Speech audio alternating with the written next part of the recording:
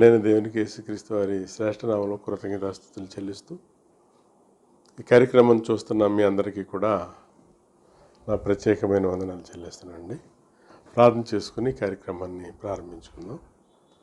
పరిశుద్ధుడైన మా ప్రీతండి, మీరు మాకు ఇచ్చినటువంటి ఈ సమయాన్ని మేము సద్వినియోగం చేసుకోవటానికి మీరు కృప సహాయాలు దయచేయండి. మీ యొక్క వాక్యాన్ని గ్రహించే మనసు, మేము మీ వాక్యానుసారంగా జీవించే జీవితం, మీకు మహిమ తెచ్చేటువంటి మా బ్రతుకుల్లో నాయన మీ గొప్ప కార్యాలు జరిగించమని, మా మనోనేత్రాలు మీ వాక్యం ద్వారా వెలిగించమని యేసుక్రీస్తు ప్రభు వారి ఉన్నత నామంలో ఈ ప్రార్థన సమర్పించి వేడుకొనిచున్నాం పరమ తండ్రి, ఆమేన్.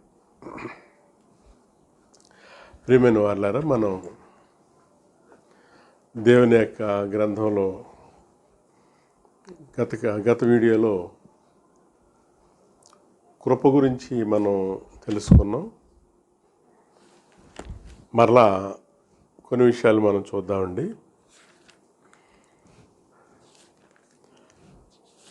ఎఫెసీయులకు రాసిన పత్రికలో 2వ అధ్యాయము 8వ వచనంలో మనం చూసాం. మరలా ఒకసారి చూద్దాం. మీరు విశ్వాసము ద్వారా కృపచేతనే రక్షింపబడి ఉన్నారు. ఇది మీ వలన కలిగినది కాదు, దేవుని వరమే. అంటే దేవుని వరం అన్నమాట. కృప అనేది మన క్రియలను బట్టి కాకుండా దేవుడు మానవుల పట్ల విశ్వసిస్తే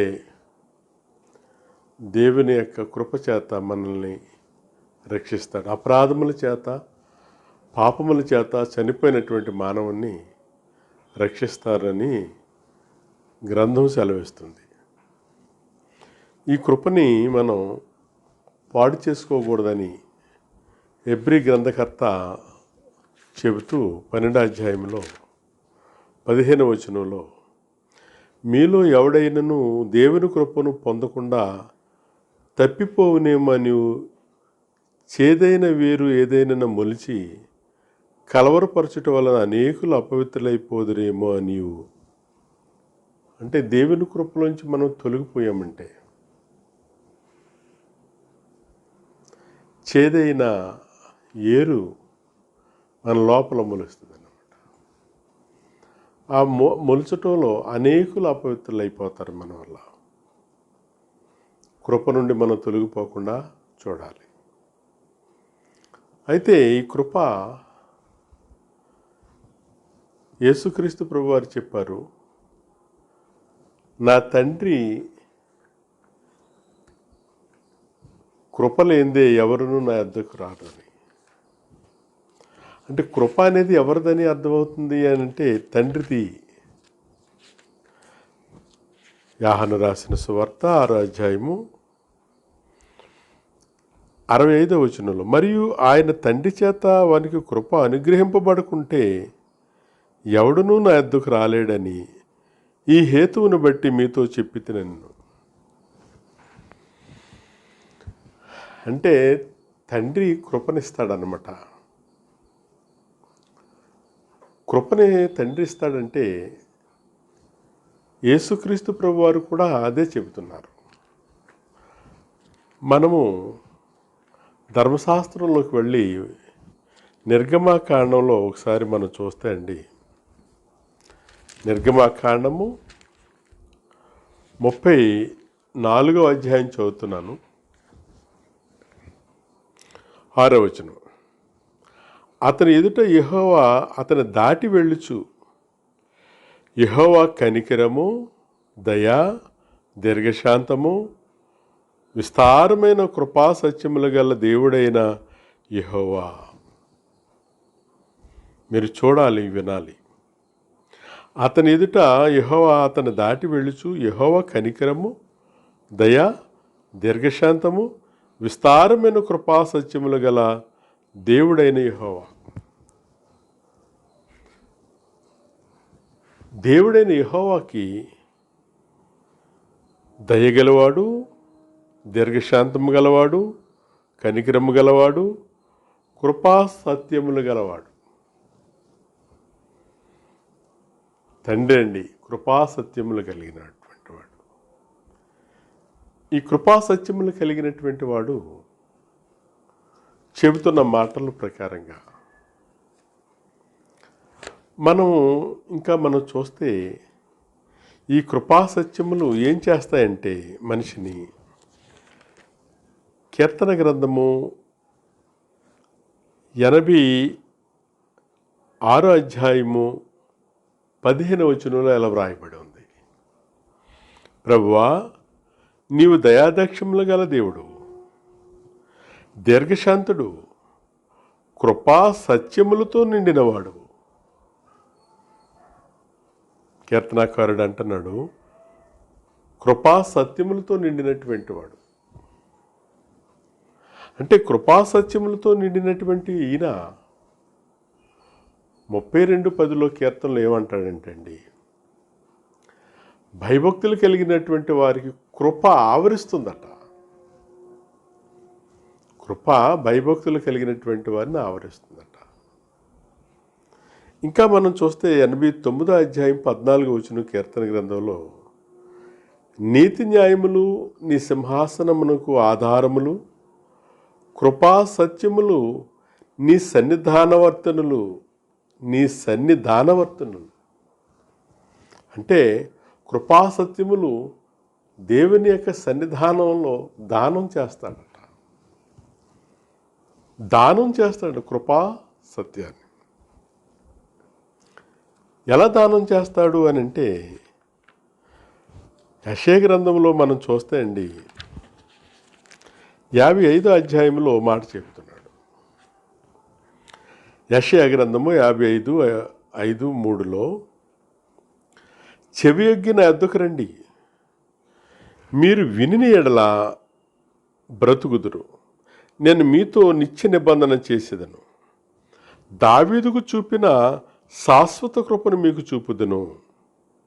ఇదిగో జనములకు సాక్షిగా అతన్ని నియమించి తిని, జనములకు రాజుగా అధిపతిగా అతన్ని నియమించి తిని. రాజుగా నియమించాలన్నా, అధిపతిగా నియమించాలన్నా కృప ఉండాలి. కృపా సత్యములు సింహాసనమునకు ఆధారములు. అలాగా దేవుడు ఇస్తాడనమాట. దావీదు గారికి శాశ్వతమైన కృపను చూపించాను, నేను మీకు కూడా చూపిస్తాను. దావీదు గారికే కాదు, ఎవరైతే ఆయన పట్ల భయభక్తులు కలిగి, విధేయత కలిగి, నీతి న్యాయములతో బ్రతుకుతారో, నీతి న్యాయములు ఏలాలనుకుంటారో, కృపా సత్యము ఉంటుంది. ఇప్పుడు కూడా కృపా సత్య సంపూర్ణుడు తండ్రి అయిన దేవుడు. మనం ఇప్పుడు యోహాను సువార్తలోకి వెళ్ళి చూద్దాం. యోహాను సువార్తలోకి వెళ్తే అక్కడ ఒక మాట ఉంది. ఈరోజుని దీని గురించి అందరికీ కూడా అనుమానం. 1వ అధ్యాయము 14వ వచనంలో, ఆ వాక్యము శరీరధారి అయి కృపా సత్య సంపూర్ణుడిగా మన మధ్య నివసించెను. యోహాను గారు చెబుతూ, యోహాను గారు ఏమంటున్నారంటండి, కృపా సత్య సంపూర్ణుడిగా మన మధ్య నివసించారు.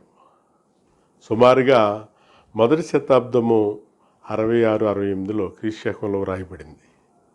అంటే 33.5 సంవత్సరాలు యేసు ప్రభుతో ఉండి యోహాను గారు రాస్తూ ఏమంటున్నాడంటే, ఆ వాక్యము, ఏ వాక్యము? యేసుక్రీస్తు వాక్యం కాదు. ఆదియందు వాక్యముండెను, ఆదియందు లేక మాట ఉండెను, ఆదియందు లేక పలుకు ఉండెను అని అనుకోవచ్చు. ఆ పలుకు దేవునిదై ఉండెను, ఆ పలుకు దేవుని యొద్ద ఉండెను. ఆ పలుకగా భూమి కలుగుగా కాని పలుకగా, ఆకాశము కలుగుగా కాని పలుకగా, సూర్యచంద్రులు కలుగుగా కాని పలుకగా, ఆయన పలుకు పలకగానే అన్నీ కలిగాయి. ఆయన వాక్యము, ఆ వాక్యము ఒకప్పుడు ఎక్కడ నివసించిందంటే ప్రత్యక్ష గుడారంలోనికి వచ్చింది.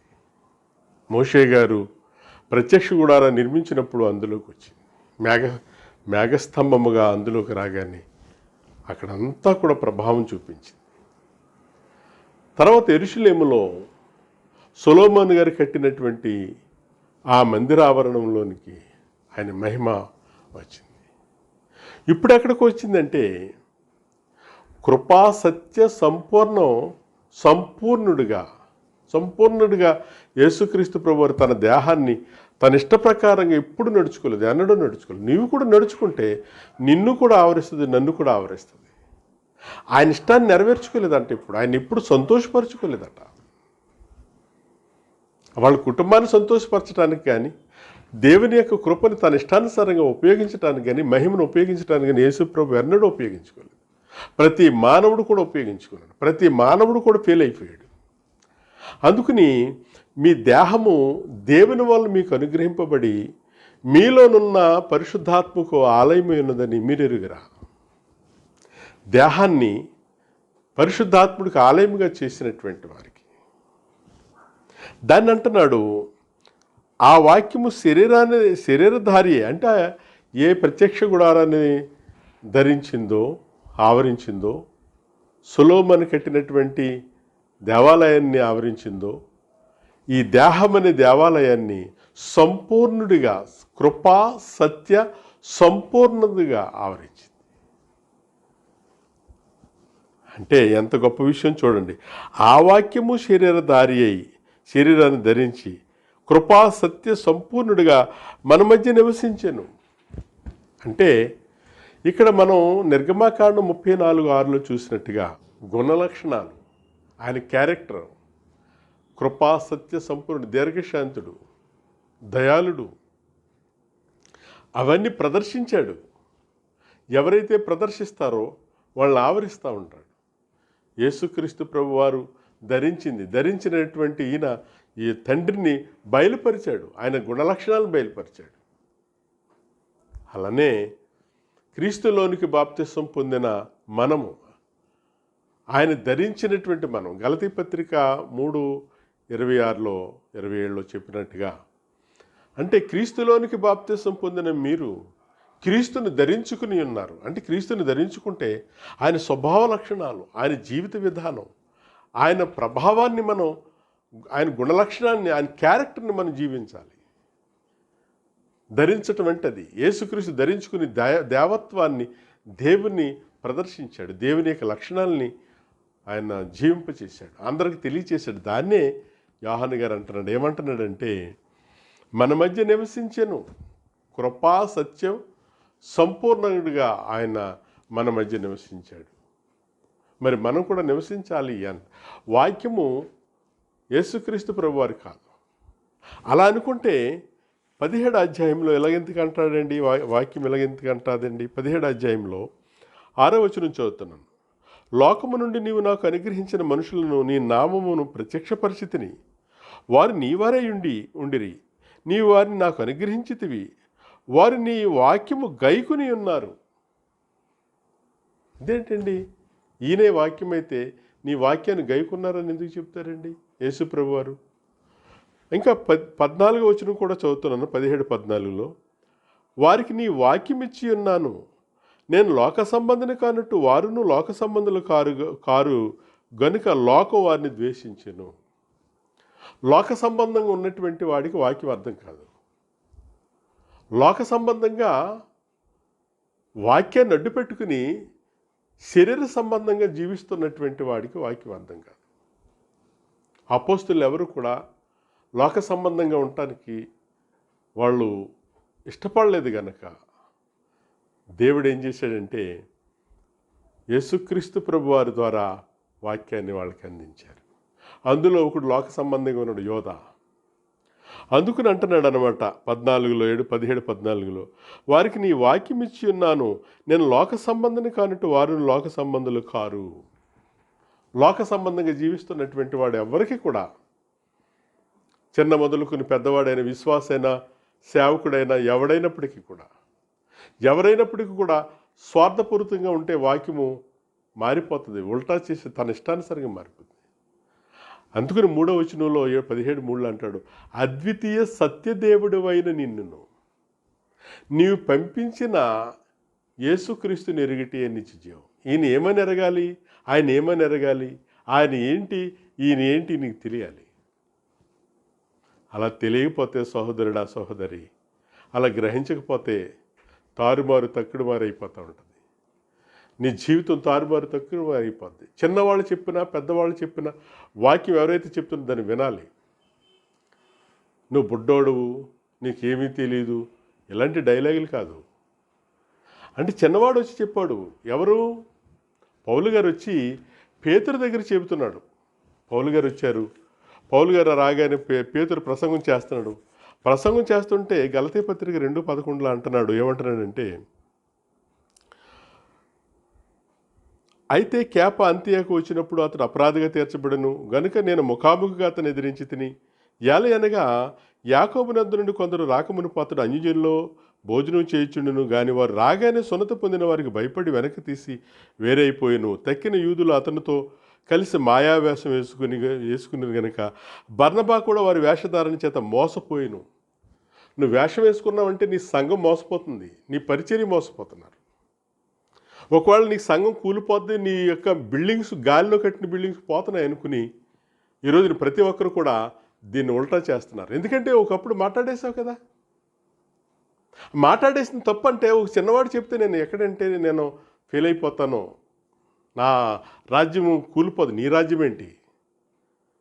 ఇది తప్పు అన్నప్పుడు ఏమంటున్నాడంటే, వేషధారణ చేత మోసపోయాను, వారు సువార్త సత్యము చెప్పున క్రమముగా నడుచుకుని పోవట నేను చూసినప్పుడు అందరూ ఎదుట కేపోతో నేను చెప్పినది ఏమనగా, నువ్వు యూదుడవై ఉండి యూదుని వలె కాక అన్యజనుల వలె ప్రవర్తించుండగా అన్యజనులు యూదుని వలె ప్రవర్తింపవాలని ఎందుకు బలవంతము చేయుచున్నావు? నువ్వు క్రైస్తవుడిగా ఉండి క్రైస్తవ లక్షణాలు లేకుండా, దేవుని సేవకుడిగా ఉండి దేవుని యొక్క లక్షణాలు లేకుండా, పేతురు యేసుప్రభుతో తిరిగినటువంటి గొప్ప ఆయన, 12 మంది అపోస్తుల్లో ఒక ఆయన. ఒక యవనస్తుడు వచ్చి చెప్తుంటే యవనస్తుడు చెప్పాడు అతనికి, నువ్వెందుకయ్యా అలాగుంటున్నావు? నువ్వు యూదుడు అయ్యిండి యూదుడిలాగా నీకు ప్రవర్తించుకోకుండా అన్యజనుల వలె ప్రవర్తిస్తూ ఉండి అన్యజనులు ఎందుకు యూదుడు అవ్వాలని చూస్తున్నావు? ఎంత గొప్ప విషయం అండి. నువ్వేంటారు నాకు చెప్తావు, బచ్చా తుచ్చా అన్నాడా?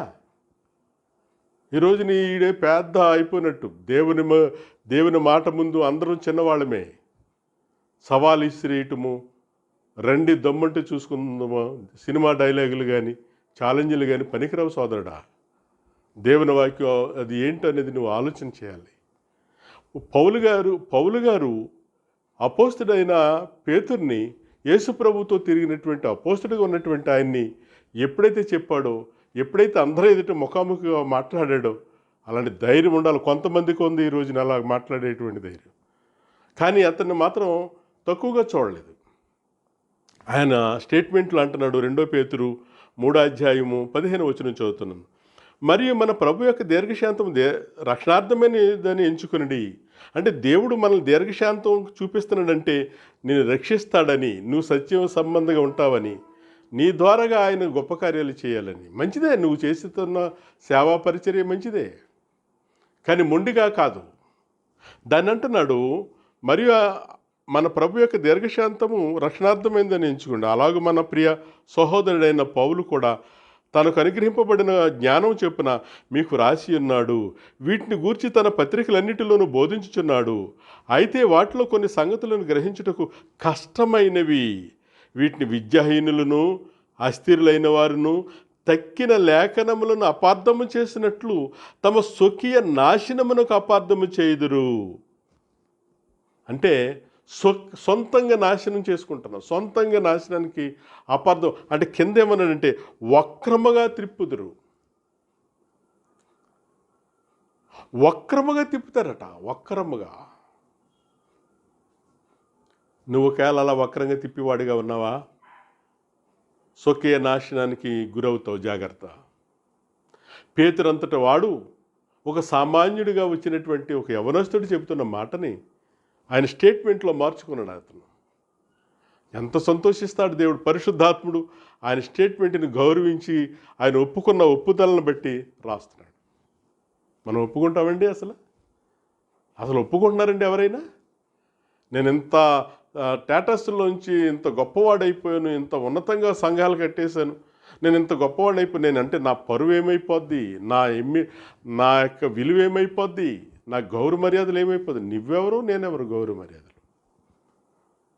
అందుకని దేవునికి గౌరవించాలి. దానియేలు ఆ సంస్థలో ఒక పనివాడైనప్పటికీ కూడా దానియేలు వచ్చి రాజుగారికి చెబుతూ ఉన్నాడు, ఒక రాయి వస్తుందండి, ఆ రాయి బూతలమంత రాయి మొత్తం సామ్రాజ్యాలు 4 రాజ్యాలని కూల్చేస్తుందండి, ఆ రాయి గొప్పగా ఉంటుందండి, దానికి అంతం లేదండి ఆ రాజ్యానికి అని చెప్పినప్పుడు దానియేలు రాజుగారితో చెబుతుంటే నువ్వెవడరా నాకు చెప్పడానికి అనకుండా దానియేలు ముందు సాష్టాంగ పడిపోయాడు. ఈరోజు నీ సత్యాన్ని గ్రహించాలి. కృపా సత్య సంపూర్ణుడు అయినటువంటి వాడు దేవుడు. నిర్గమాకాండం 34:6 చదివినట్టుగా ఆయన లక్షణాలని ప్రదర్శించేటువంటి వారికి ఆయన కృప ఆవరిస్తూ ఉంటుంది. కృపా సత్యములు ఆయన సింహాసనమునకు ఆధారములు. ఈరోజు నీ రాజులైన యాజక సమూహంగా నిన్ను కూడా పిలిచాడు, నన్ను కూడా పిలిచాడు. ఈరోజు రక్షింపబడినటువంటి ప్రతి ఒక్కరు కూడా రాజులు యాజకులు అంటున్నాడు. కానీ ఈ రోజుని ఎంతమంది అండి దెబ్బతినేస్తున్నారు? ఎంతమంది ముందుగా మాట్లాడుతున్నారండి? ఒక మాట చూద్దాం. ఒక మాట పిలిపిలికి రాసిన పత్రికలో ఒక మాట చూద్దాం. 2వ అధ్యాయంలో పిలిపిలికి రాసిన పత్రిక 2వ అధ్యాయము 11వ వచనం. ప్రతి వాని నాలుకయు తండ్రైన దేవుని మహిమార్థమై యేసుక్రీస్తు ప్రభు అని ఒప్పుకున్నట్లు. చూడండి ఎలా అంటున్నాడు.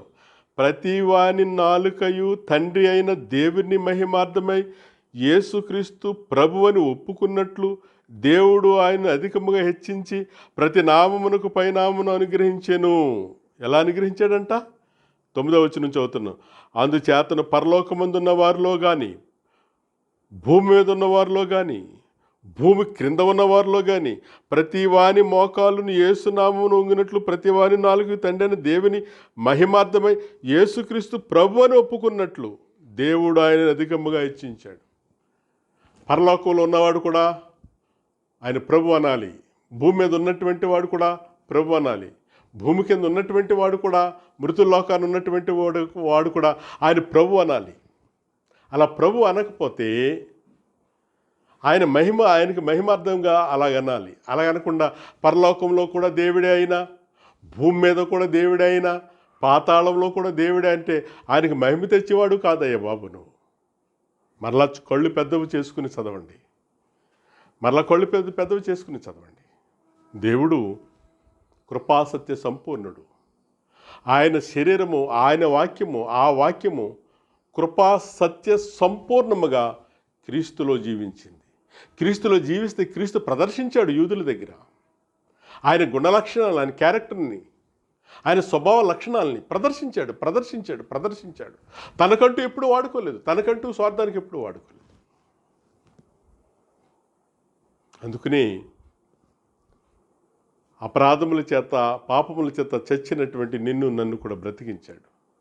ఆయన కృప చేత బ్రతికించి ఆయన రాజ్య సింహాసనం మీద ఆసీనుడైనటువంటి క్రీస్తు రాజ్యంలో నిన్ను కూడా ఒక పనివాడిగా, నన్ను కూడా ఒక పనివాడిగా ఇచ్చాడు. మనము అబద్ధాలు చెప్పకుండా, ఒకవేళ నిన్నటి వరకు మనకు తెలీదు, మొన్నటి వరకు మనకు తెలీదు, తెలుసుకున్న తర్వాత సత్యాన్ని మనం చేయాలి. పేతురు గారికి తెలీదు. యేసు ప్రభుతో ఉన్నంత మాత్రాన్ని అతనికి తెలియనప్పుడు సువార్త సత్యం చెప్పిన నన్ను అడగపోతలో నీ వేషధారణ చేత బర్నబా అంతటి వాళ్ళు యోధా జాతులు అందరూ కూడా మోసపోయారయ్యా. నీ చేత కూడా ఎవరైనా మోసపోతున్నారేమో, నిన్ను చూసి కూడా ఎవరైనా మోసపోతున్నారేమో. జాగ్రత్త. దేవుడి కొద్ది మాటలు దీవించుగాక. మీ అందరికీ వందనాలు.